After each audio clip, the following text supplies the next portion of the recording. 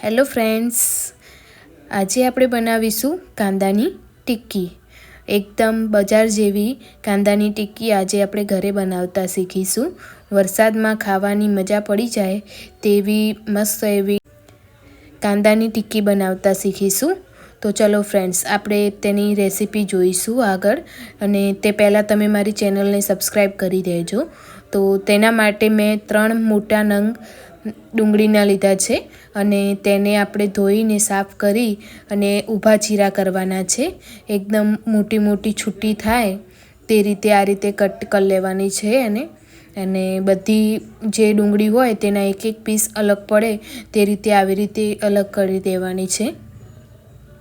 બસ આ રીતે અલગ થઈ જાય એટલે આપણે તેમાં 2 ટીસ્પૂન જેટલું લાલ મરચું, અડધી ચમચી હિંગ, 1 ચમચી હળદર, 1.5 ચમચી જેટલું મીઠું, 1 ચમચી સ્વાદને બેલેન્સ કરવા માટે ખાંડ, 1 ચમચી આમચૂર પાવડર અને 1 ચમચી ગરમ મસાલો નાખીશું. અને આપણે થોડું અંદર ધાણા જીરું નાખીશું અને કોથમીર. આપણી ટિક્કી ક્રિસ્પી થાય તે માટે મેં 1 વાટકી જેટલો ચોખાનો લોટ એડ કર્યો છે અને 1 મોટો વાટકો બેસન એડ કર્યું છે. હવે સારી રીતે બધું પહેલાં મિક્સ કરી લઈશું અને પછી થોડું પાણી નાખીને આપણે તેનું મસ્ત એવું બેટર તૈયાર કરીશું. બહુ ઢીલું બેટર નથી કરવાનું, એટલે થોડું પાણી નાખતા જઈને આપણે સરસ એવું બેટર રેડી કરી લઈશું. બસ આ રીતે એની ક્વોલિટી હોવી જોઈએ, જેથી આપણે ટિક્કીઓ પાડવામાં પણ આસાની રહે. બહુ ઢીલું કરશો તો ટિક્કી બરાબર નહીં પડે. એટલે આ રીતે આપણે થોડું વધારે આમાં બેસન જોતું નથી. જો વધારે નાખશો તો પણ ટેસ્ટ સારો નહીં આવે.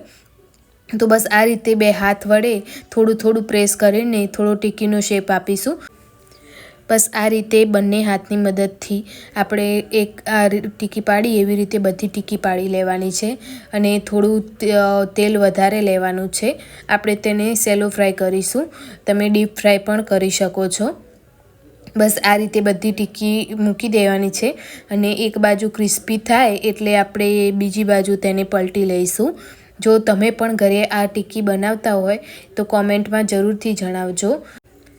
અને તમને મારી રેસીપી જોવી ગમતી હોય તો તમે મારી ચેનલને સબસ્ક્રાઈબ અને નવા વિડીયો જોવા માટે નોટિફિકેશન ઓન કરી નાખજો. આ રીતે આપણે એક બાજુ મસ્ત એવી ગોલ્ડન બ્રાઉન શેકી લીધી છે. હવે બીજી સાઈડથી પણ શેકાઈ ગઈ છે. તો આપણે તેને ગરમા ગરમ કેચઅપ જોડે અને તમે જો ખાટું ભાવતું હોય તો તમે લીંબુ અને મરચાં અને સિંગદાણાની ચટણી આવે તેના જોડે પણ તમે સર્વ કરી શકો છો. એકદમ સરસ એવી ક્રિસ્પી આપણી ટિક્કી બનીને રેડી છે અને એકદમ લુક પણ સરસ છે. તો ફ્રેન્ડ્સ, તમે પણ એકવાર ઘરે જરૂરથી ટ્રાય કરજો.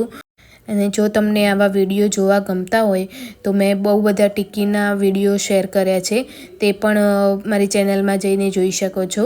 Thank you friends. અને હા, જો તમારે ક્રિસ્પી આના કરતાં પણ વધારે જોતી હોય તો તમે તેને ડબલ વાર ફ્રાય કરી શકો છો. મીન્સ કે એકવાર ફ્રાય કરીને કાઢી નાખવાની છે અને બીજી વાર એને ફ્રાય કરવાની છે, તો એકદમ આવી ક્રિસ્પી બનીને રેડી થશે. Thank you friends.